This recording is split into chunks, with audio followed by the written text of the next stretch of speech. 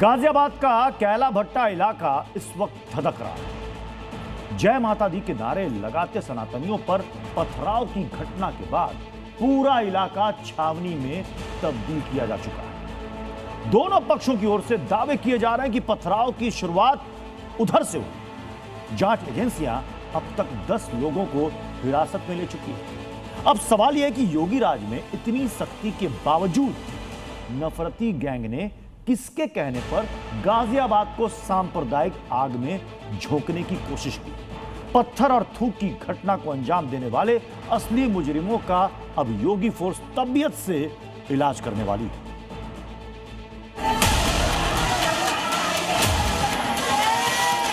पथराव हो रहा था, ये जरूर बताएं। पर थूका गया है, जब जाकर लड़ाई फैली है। जाकर के नारे निकालने हैं, बोलने नारे क्यों निकाल रहे हो जाकर। डर का माहौल है ना। ऊपर से तालियां बजा रहे थे और थूक रहे थे। नफरत की ये सबसे घिनौनी और क्रूर तस्वीर है।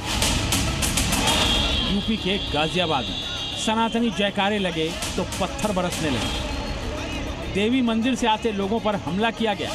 ये उस राज्य की तस्वीरें हैं जहां सांप्रदायिक सौहार्द को घूरने वालों की भी खैर नहीं होती। लेकिन गाजियाबाद के कैला भट्टा में वैमनस्य फैलाने वाले इस बात को भूल गए। सबसे पहले गाजियाबाद की पूरी घटना की क्रोनोलॉजी समझिए। ये घटना गाजियाबाद के कैला भट्टा इलाके की है। देवी यात्रा पूरी कर श्रद्धालु घर लौट रहे थे। श्रद्धालु सनातनी जयकारे लगा रहे थे। आरोप है कि उसी वक्त गुजरते लोगों के हाथों में जो जोत थी उस पर थूका गया। सनातनी आस्था पर सीधा हमला हुआ। नतीजा ये हुआ कि दोनों समुदाय के लोग आपस में भिड़ गए। पत्थरबाजी और बवाल हुआ। मारपीट में लगभग 15 लोग घायल हो गए। इस वक्त मौके पर भारी पुलिस फोर्स तैनात है। पुलिस ने अब तक 10 लोगों को हिरासत में लिया है। आरोप के मुताबिक तीर्थ यात्रा से लौट रहे हिंदुओं पर पत्थर बरसाए गए। विरोध करने पर महिला श्रद्धालुओं के साथ मारपीट की गई। क्यों हुआ ये बवाल? 50 साल से हिंदू मुस्लिम इस इलाके में रहते हैं। जाहिर है चिंगारी सोची समझी साजिश के तहत लगाई गई। सनातनी आस्था पर चोट के बाद हिंदू पक्ष भड़क गया तो मुस्लिम पक्ष भी मैदान में उतर आया। ऊपर से वहीं जोत के ऊपर थूका गया, थूकने के ऊपर लड़ाई फैली है। ऊपर से इन्होंने पथराव कराया। वहाँ से आ रहे थे देवी मंदिर पे से, देवी मंदिर से घर जा रहे थे लेके जाए यात्राओं को, तो जब तक यूँ हमला हुआ है यहाँ पे। इलाके में रहने वाले हिंदुओं का आरोप है कि बाकायदा ऊपर से पत्थर के अलावा लोहे की रॉड जैसी चीजें भी मारी जा रही थी। रोटें बरस रही थी यहाँ, सारे पत्थर थे और बट्टे थे और मोटर की जो गाड़ी वो होती हैं वो फेंक के जो भी कुछ मारा है सबको। कौन कह रहा है यहाँ पे कुछ नहीं हुआ था? पूरी गली बताएगी। अब यहाँ से अगर हम यात्रा भगवान या माता के जयकारे लगा रहे हैं, अगर उसमें ये विरोध क्यों कर रहे हैं? ये नमाज पढ़ते हैं हॉर्न लगा के मस्जिद में, हम तो विरोध करते नहीं है। तो इसकी कार्रवाई करी जाए ना। कोई जयकारा लगाता, कोई अपना काम करता, तो इन्हें पहले भी जी मीडिया की टीम जब इलाके में पहुंची तो देखा कि कैसे दूर दूर तक अब भी पत्थर सड़कों पर बिखरे नजर आ रहे हैं। मैं आपको दिखा देना चाहता हूं कि जगह जगह हालांकि यहां से पत्थर के टुकड़े हटा दिए गए हैं, लेकिन चारों तरफ अभी भी ईंट के रोड़े यहां पर दिखाई दे रहा है, जिससे साफ सीधे समझ में आ रहा है कि यहां पर बवाल हुआ है। यहां पर कल जमकर पथराव यहां पर हुआ है। हिंदू पक्ष का आरोप है कि पथराव की वजह से कई लोग घायल हुए हैं, जिसमें गर्भवती महिलाएं भी शामिल हैं। लेकिन मुस्लिम पक्ष पथराव की किसी घटना को सिरे से खारिज कर रहा है। झूठ है ये सब बात, सब झूठ है। ये पूजा का कोई चक्कर ही नहीं है। पत्थर तो कहीं चले ही नहीं है। मुस्लिम पक्ष ने जब पत्थर चलाने की बात से इनकार किया तो जवाब हिंदू पक्ष की तरफ से भी आया। जी मीडिया की टीम के सामने ही दोनों पक्षों के बीच बहस हो गई, जिसमें वो एक दूसरे के दावों को नकारते नजर आए। भाई आपके फुटेज में सब दिख रहा होगा। फुटेज क्यों नहीं देते हो आप अपने यहाँ की? फुटेज दे दो अपने यहाँ की। ना फुटेज दे दो ना, फिर आप कोऑपरेट कर नहीं रहे हो और ऊपर से कह रहे हो। तो किसी को भी दो ना, दे दो। नहीं, किसी को भी नहीं दिया आपने, अधिकारियों को दो। इलाके में रहने वाले हिंदू पक्ष के लोगों का आरोप है कि पहले भी कई बार मुस्लिम एकजुट हो चुके हैं, जिससे इलाके के हिंदुओं में डर का माहौल है। सब सपोर्ट करते हैं मिलके इकट्ठे, कोई किसी के अगेंस्ट ना। चलो मानो मेरा पड़ोसी तुम्हारा पड़ोसी, गलत तो गलत के साथ होना चाहिए ना, एकदम होना चाहिए। मगर उसके बाद भी सब सपोर्ट, सारा पूरा एरिया खाली। गाजियाबाद के कैला भट्टा इलाके में इस वक्त तनाव है। भारी पुलिस बल की तैनाती है। लोग बुलडोजर एक्शन की मांग कर रहे हैं। हम तो ये चाहते हैं बुलडोजर हो जाए। बिल्डोजर चाहिए इनके ऊपर, बुलडोजर एक्शन चाहिए। मतलब क्या? पूरा टूटना चाहिए। एक देवाली बिल्डिंग, एक 3 बिल्डिंग है, तीनों बिल्डिंगों में से ईंटें बरसी है। पुलिस गश्त कर रही है ताकि किसी भी तरह की अफवाह या फिर दोबारा हिंसा को रोका जा सके। घटना के वक्त के सीसीटीवी फुटेज खंगाले जा रहे हैं और दोषियों की पहचान की जा रही है। पुलिस द्वारा तत्काल मौके पर पहुंचकर स्थिति को नियंत्रण में लिया गया तथा कुछ व्यक्ति जो घायल थे उनको अस्पताल पहुंचाया गया है। अभी तक इस प्रकरण में 10 लोगों को हिरासत में लिया गया है। मौके पर सामान्य रूप से शांति बनी हुई है। प्रकरण में सुसंगत धाराओं में मुकदमा पंजीकृत करते हुए अग्रिम विधिक कार्रवाई की जा रही है। योगी फोर्स दोषियों का पूरा हिसाब करेगी, इसकी पूरी गारंटी है। लेकिन सवाल तो इस बात का है कि ऐसी घटनाएं बार बार सामने क्यों आती हैं? किसी की आस्था के साथ खिलवाड़ करने वालों के जहन में खौफ क्यों नहीं होता? कहा जाए कि क्योंकि इसमें लेकर के आक्रोश है और इन लोगों के द्वारा कहा जा रहा है कि जब जोत लेकर के जा रहे थे तो उस समय इन लोगों की तरफ से बवाल किया गया था दूसरे समुदाय की तरफ से, और उसके बाद ये पूरा का पूरा विवाद हुआ और ये लोग चाहते हैं कि बुलडोजर एक्शन यहाँ पर किया जाए। कैमरामैन सदाशिव के साथ राहुल मिश्रा, जी। यूपी में अपराध और अपराधियों के खिलाफ योगी की जीरो टॉलरेंस की नीति। योगी के रूल ऑफ लॉ को जो भी चुनौती देता है उसका इलाज योगी फोर्स अपने तरीके से करती है। लेकिन यूपी में कट्टरपंथी इस बात को भूल गए और योगी फोर्स के गिरबान पर ही हाथ डाल दिया। अपराधी को पकड़ने गई पुलिस टीम पर भाईजान ने हमला कर दिया। लेकिन उसके बाद जो हुआ उसे आपको जरूर देखना चाहिए। यूपी में योगी फोर्स पर कट्टरपंथियों का हमला। योगी फोर्स के साथ मारपीट, जानलेवा अटैक। कट्टरपंथियों ने फाड़ी खाकी वर्दी। योगी फोर्स से हथियार छीनने की कोशिश। पुलिसकर्मियों से कट्टरपंथियों ने आरोपी को छुड़ाने की कोशिश। कोई पुलिस वालों का हाथ पकड़कर खींच रहा, पुलिस की किस तरह मार रहे हैं। कोई कॉलर पकड़कर खींच रहा। कुछ लोग पुलिस वालों को पीट रहे हैं। पुलिस वाले आरोपी को लेकर जाने की कोशिश कर रहे हैं, जबकि कट्टरपंथ पुलिस वालों से आरोपी को छुड़ा रहे हैं। योगी फोर्स पर हमला करने वाली कट्टरपंथियों की इस भीड़ को देखिए। इसमें पुरुष भी है, महिलाएं भी है, नौजवान भी है। योगी फोर्स पर हमला करने वाली ये भीड़ एक खास समुदाय की है। सबके सिर पर टोपी नजर आ रही है। टोपी पहने कट्टरपंथियों ने पुलिस वालों को चारों तरफ से घेर रखा है, हाथापाई कर रहे हैं। कट्टरपंथियों की भीड़ को पुलिस वाले चेतावनी दे रहे हैं, लेकिन इनकी हिम्मत तो देखिए। वार्निंग के बाद भी ये पुलिस कर्मियों के साथ हाथापाई करते दिख रहे हैं। पुलिस टीम पर कट्टरपंथियों के हमले का ये वीडियो यूपी के मुजफ्फरनगर जिले के चरथावल थाना क्षेत्र के नगला राई गांव का है। एक संदिग्ध बाइक की जांच करने 3 पुलिसकर्मी गांव गए थे।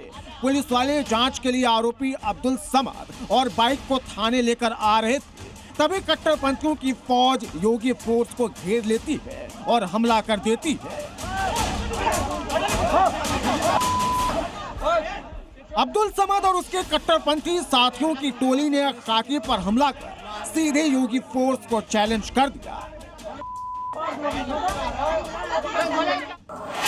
25 अप्रैल को एक प्राइवेट स्कूल में चौकीदार की हत्या कर दी गई थी। इसकी जांच के लिए 3 टीमें गठित की गई है और इसी में से एक टीम मुजफ्फरनगर जिले के चरथावल थाना क्षेत्र के नगला राई गांव गई थी।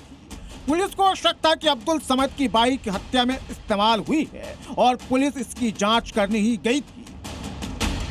लेकिन पुलिस को देखते ही कट्टरपंथी भड़क गए। आरोपी अब्दुल समद ने नफरतियों की पूरी टोली इकट्ठा कर ली और योगी फोर्स पर टूट पड़े। पुलिस का विरोध करने लगा। पुलिस ने जब उसे हिरासत में लेने का प्रयास किया तो उसके परिजनों ने पुलिस के साथ अभद्रता की और पुलिस की वर्दी पर हाथ डालने का प्रयास भी किया। पुलिस ने उसे हिरासत में लिया तो इस बीच एंट्री हुई है किसान संगठन की, क्योंकि अब्दुल समद किसान संगठन का कार्यकर्ता बताया जा रहा है। पुलिस हिरासत में लेकर अब्दुल समद को अपने साथ ले जा रही थी तो किसान संगठन के लोगों ने धरना देने की बात कही, जिसके बाद पुलिस बैकफुट पर आई और अब्दुल समद को छोड़ना पड़ा। कट्टरपंथी भूल गए हैं कि ये यूपी है और यहाँ जो भी योगी के लक्ष्मण रेखा को पार करता है उसका इलाज योगी फोर्स अपने ही स्टाइल में करती है। और यहाँ तो मामला एक बेगुनाह की हत्या से जुड़ा है।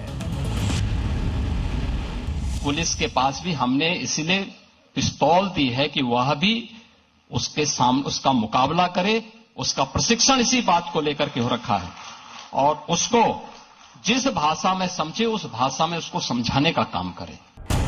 योगी फोर्स पर हमला कर कट्टरपंथियों ने सबसे बड़ी गलती कर दी।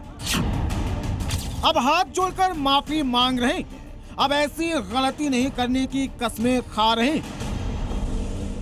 सर हमसे गलती हो गई। हमारे पास जो घर पर पुलिस आई थी हमने बदतमीजी की और आगे से ऐसा नहीं होगा।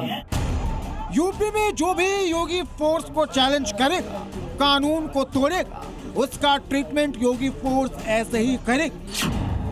अंकित मित्तल, मुजफ्फरनगर, ज़ी। अवैध कब्जा बुलडोजर को रास नहीं आता, ये बात कब्जा गैंग भी अच्छे से समझ चुकी है। लेकिन बावजूद इसके अपनी हरकतों से बाज नहीं आती। चंदौली में ऐसा ही एक कब्जा प्रशासन की नजर में आया। बुलडोजर की एक्शन वाली मुनादी हुई तो कब्जा गैंग सक पका गई। हथौड़ा लेकर खुद ही कब्जा तोड़ने लगी। वहीं संभल में भी बुलडोजर रिटर्न्स का शोर मचा है और कब्जा करने वालों में खलबली।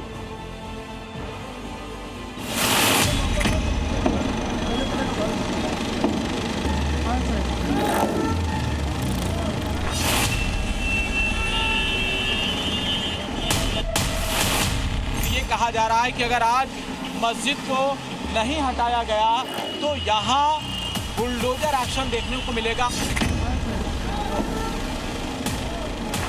ज़ी मीडिया जामा मस्जिद के भीतर मौजूद है और तस्वीरों के जरिए हम दिखाने की कोशिश कर रहे हैं कि किस तरीके से मुगल सराय बाजार में ये पूरा तोड़फोड़ का जो सिलसिला है वो जारी है। ये मस्जिद के लिए सबसे बड़ी बात हमको तो प्रधान हद है, इन नाम को नोटिस दी गई, ना हमसे कहा गया। एक बैग एसडीएम साहब आया और कहें कि 2 दिन का मौका लीजिए, तोड़ दीजिए।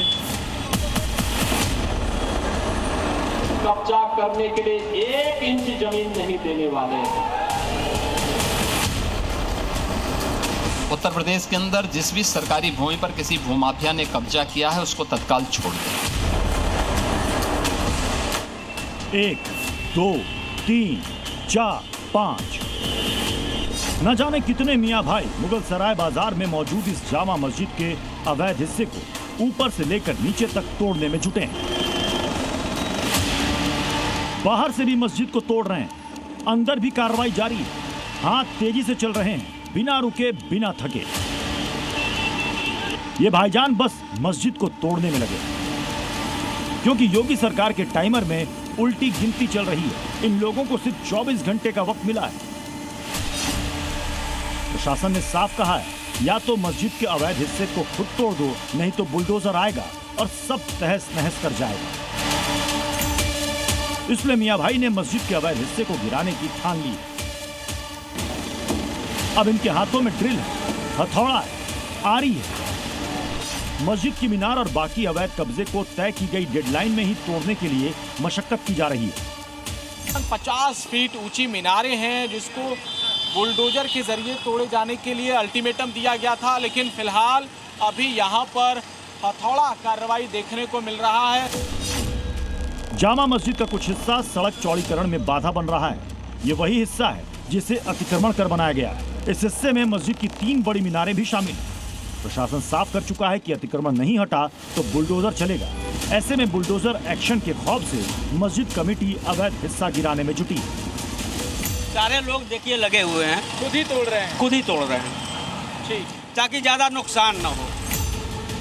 खौफ इस बात का भी है कि बुलडोजर दहलीज पर खड़ा है, उसका टाइमर ऑन है।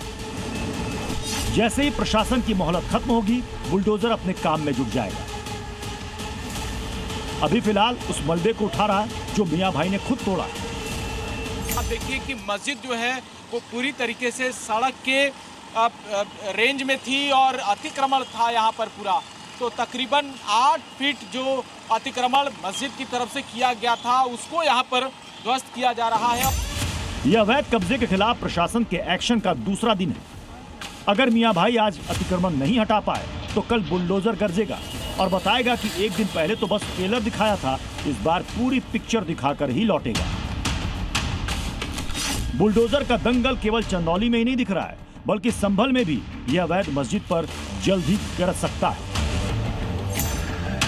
संभल में कसेरुआ गांव में कब्रिस्तान की जमीन पर अवैध निर्माण का मामला सामने आया है, जहां कुछ लोग मकान और मस्जिद बनाकर रह भी रहे हैं, लेकिन जब मस्जिद की जमीन के कागज मांगे गए तो मस्जिद प्रबंधन दस्तावेज पेश करने में नाकाम साबित हुआ, जिसके बाद राजस्व विभाग की टीम ने कब्रिस्तान की भूमि पर अवैध निर्माण की पैमाइश की। और इसमें मस्जिद कमेटी की ओर से प्रतिभाग भी किया गया, परंतु इन लोगों ने कोई ऐसा साक्ष्य नहीं प्रस्तुत किया जिससे कि यह सिद्ध हो सके कि यह मस्जिद इनकी इंडिपेंडेंट लैंड पर बनी हुई है। कहा जा रहा है कि कब्रिस्तान की जमीन पर बनाई गई मस्जिद के अवैध निर्माण पर बुलडोजर कार्रवाई जल्द हो सकती है। चंदौली से जयपाल के साथ ब्यूरो रिपोर्ट, जी मीडिया। जो भाईजान योगी सरकार के फैसले पर सवाल उठाते हैं, जो सीएम योगी आदित्यनाथ के फैसलों को मुस्लिम समुदाय के खिलाफ बताते हैं, आज उन्हें इलाहाबाद हाईकोर्ट के फैसले की कॉपी जरूर पढ़नी चाहिए। कोर्ट ने 2 टूक क्लियर कर दिया है कि मजहबी मौलिक अधिकार के तौर पर सार्वजनिक जगहों पर नमाज पढ़ने की इजाजत नहीं दी जा सकती। यही नहीं, कोर्ट ने यह भी कहा है कि अगर इसके विपरीत कोई सार्वजनिक जगह पर नमाज पढ़ता है तो सरकार को हस्तक्षेप करने का पूरा अधिकार है। सड़क पर नमाज, मस्जिद के सामने नमाज, बस में नमाज, ट्रेन में नमाज, ये जो जहां इच्छा हुई नमाज पढ़ने के लिए बैठने की जो परंपरा बन गई है ना, उसे पहले योगी सरकार ने रोका और अब उस पर इलाहाबाद हाई कोर्ट ने पूर्ण विराम लगा दिया है। मतलब ये कि अब भाईजान जहां चाहे वहां सार्वजनिक स्थल पर नमाज नहीं पढ़ पाएंगे। इलाहाबाद हाई कोर्ट के इस फैसले के बाद मुस्लिम मोहल्लों में खलबली मची हुई है। मुस्लिम पक्ष उम्मीद कर रहा था कि प्रार्थना करने के मौलिक अधिकार के तहत उसे सार्वजनिक स्थलों पर नमाज पढ़ने की इजाजत मिल जाएगी, लेकिन इलाहाबाद हाई कोर्ट के ऐतिहासिक फैसले ने भाईजान को निराश कर दिया। तो पहले यूपी के सीएम योगी आदित्यनाथ इसके खिलाफ खड़े हुए और अब कोर्ट भी। देखो ना, यूपी में कितना परिवर्तन हो गया, वहां किसी सड़क पे कोई नमाज नहीं पढ़ सकता।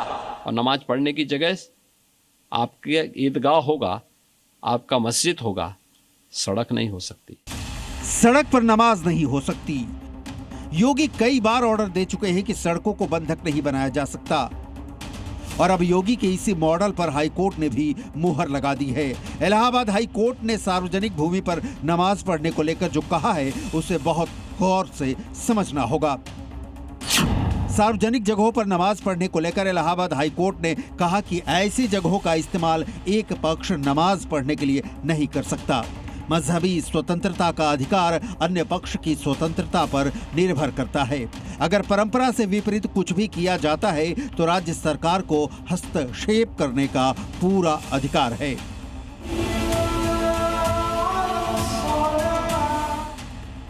अब पूरा मामला समझिए। संभल के इकोना में आबादी की जमीन पर नमाज पढ़ने के लिए हाई कोर्ट में याचिका दायर की गई थी, जिसे हाई कोर्ट ने रद्द कर दिया। इस फैसले का साधु संतों ने स्वागत किया है। इलाहाबाद हाई कोर्ट ने बहुत बड़ा फैसला सुनाया है और रोक लगाया है। मैं इलाहाबाद हाई कोर्ट का स्वागत रहा हूं कर। नमाज अदा करना है तो मस्जिदों में कीजिए, सड़कों पर नमाज अदा करना यह संविधान कानून के खिलाफ है। साधु संतों ने तो स्वागत किया, लेकिन मौलाना इसे लेकर बटे दिखे। किसी ने समर्थन किया तो कोई फैसले का विरोध कर रहा। यूपी में 2019 में ही सीएम योगी आदित्यनाथ आदेश जारी कर सार्वजनिक जगहों पर नमाज पढ़ने पर पाबंदी लगा चुके हैं। शासनादेश के मुताबिक सार्वजनिक सड़कों या खुली जगहों पर नमाज पढ़ने की अनुमति नहीं है। नमाज सिर्फ निर्धारित स्थलों पर ही पढ़ी जा सकती है। सड़क जाम करके या यातायात बाधित करके नमाज पढ़ने पर सख्त कार्रवाई का प्रावधान है। इस आदेश के बावजूद कई बार मुस्लिम समुदाय के लोग सार्वजनिक जगहों पर नमाज पढ़ने के लिए अड़ जाते थे। योगी सरकार के ऑर्डर को एक तरफा फैसला बताते थे, यहाँ तक कि इसे हिंदू मुसलमान के बीच फर्क वाली मानसिकता तक करार देते थे। नतीजा था कि कभी मथुरा में तहसील परिसर में ही नमाज, कभी रामपुर में सड़क पर बीचों बीच नमाज पढ़ने की खबर के कारण तनाव का माहौल बना। अलीगढ़ में ईदगाह के सामने सड़क पर नमाज अदा किए जाने को लेकर विवाद खड़ा हो गया। इन विवादों की जड़ पर इलाहाबाद हाई कोर्ट ने प्रहार किया है और समस्या के मूल को ही उखाड़ फेंका है। ना होगी सार्वजनिक जगहों पर नमाज, ना खड़ा होगा बखेड़ा। ब्यूरो रिपोर्ट, जी मीडिया। पीलीभीत के शिक्षा विभाग में काम करने वाला एक चपरासी, जिसके 1 महीने की सैलरी करीब 55,000 रुपए थी, लेकिन उसी चपरासी ने 8 सालों में 8 करोड़ से ज्यादा रकम जुटा ली। और यह पैसा घूसखोरी से नहीं, बल्कि एक ऐसे फर्जीवाड़े के जरिए जुटाया जिसका खुलासा होने के बाद शिक्षा विभाग ही नहीं बल्कि पुलिस महकमे में भी हड़कंप मच गया। दरअसल इस करोड़पति चपरासी ने सरकारी पैसों का गबन करने के लिए अपनी 3 बीवियां, सास, यहां तक कि गर्लफ्रेंड को मोहरे की तरह इस्तेमाल किया। देखिए इस रिपोर्ट में।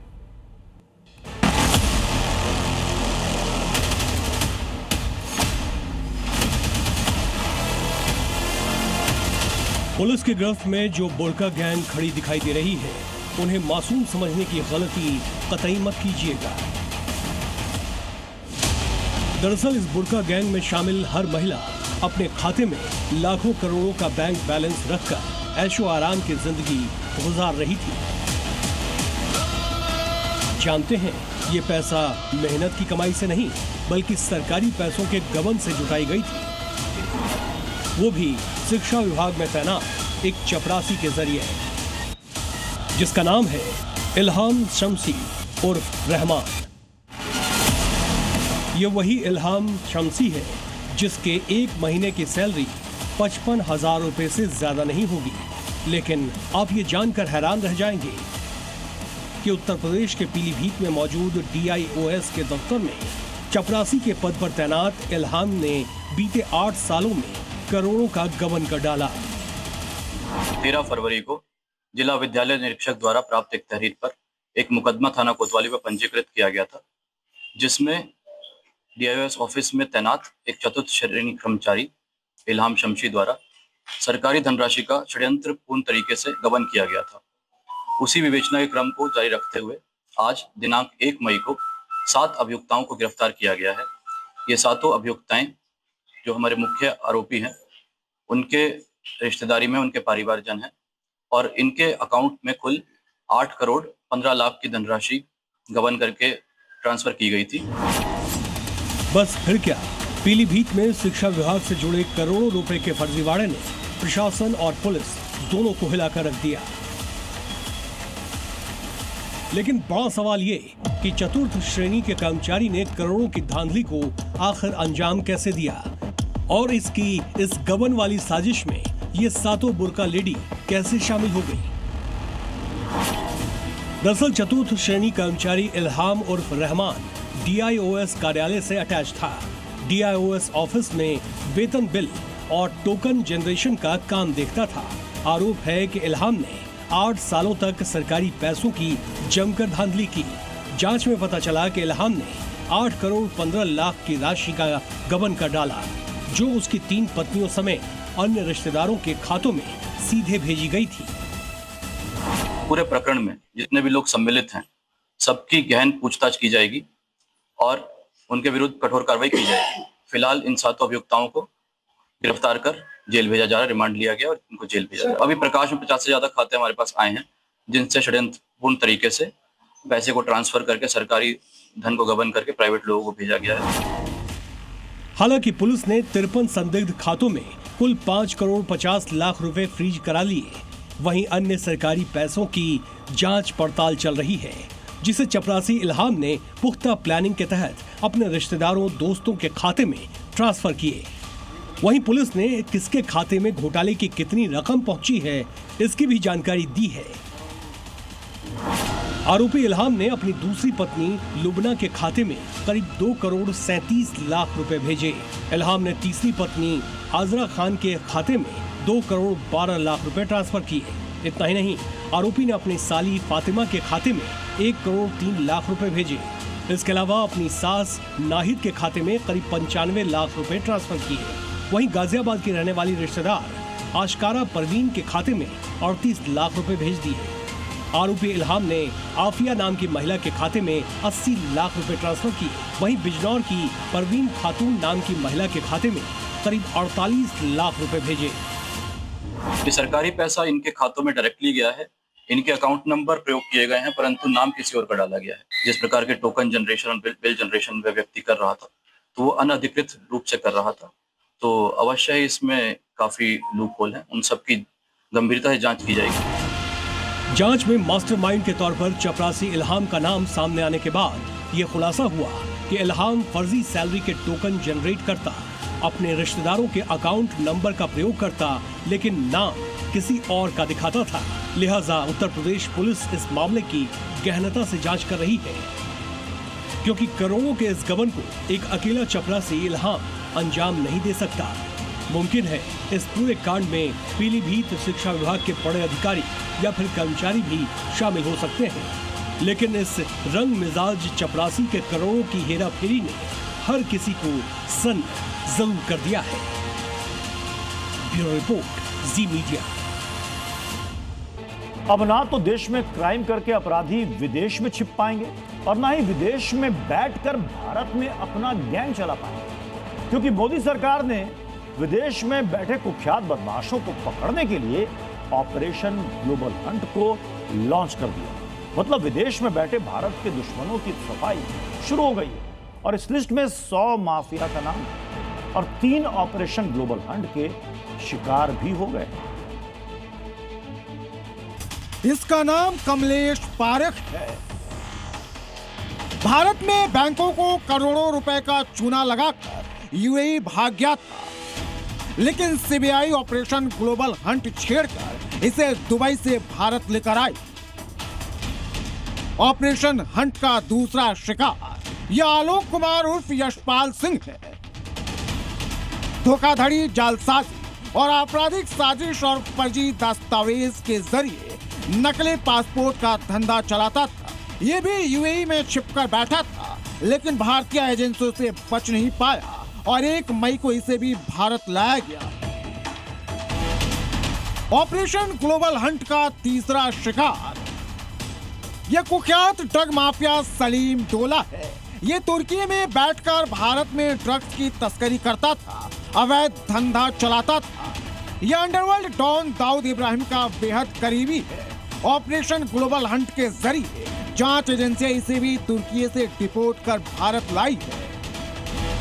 डोला दुबई और तुर्की जैसे देशों में छिपकर भारतीय युवाओं तक ड्रग्स पहुंचाने का सिंडिकेट चला रहा था। सलीम डोला को तुर्की के इस्तांबुल में वहां की सुरक्षा एजेंसियों ने पकड़ा था।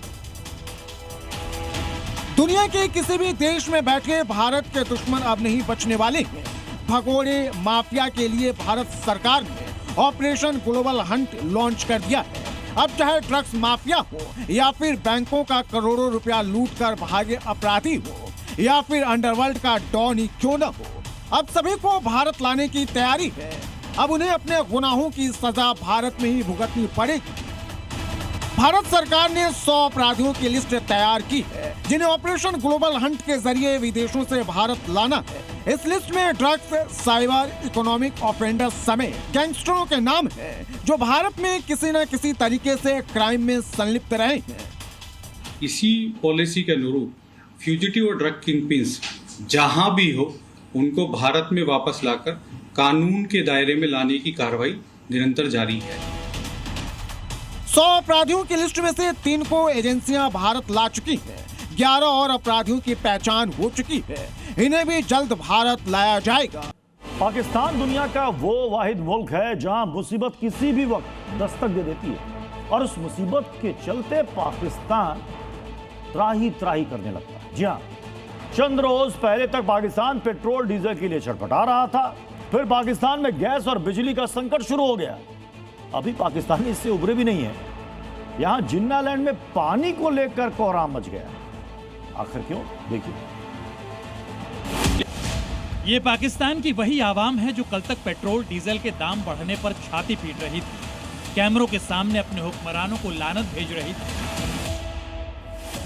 लेकिन किसे पता था कि पाकिस्तानी आवाम पर पेट्रोल बम के बाद वाटर बम भी फूटेगा। तेल तेल चिल्लाने वाले पाकिस्तानी पानी को लेकर मातम मनाने लगेंगे। अरे नाकामी तो शहबाज शरीफ के माथे पर और मुल्ला मुनीर की छाती पर सालों पहले चस्पा कर दी गई है। अब तो बस उसका खामियाजा पाकिस्तानी उठा रहे हैं, तभी तो बिलबिला रहे हैं। जी हाँ, पेट्रोल, डीजल और एलपीजी की किल्लत से जूझ रहे पाकिस्तान में अब पानी को लेकर कोहराम मचा है। कराची समेत पाकिस्तान के कई शहर बूंद बूंद पानी को तरस रहे हैं।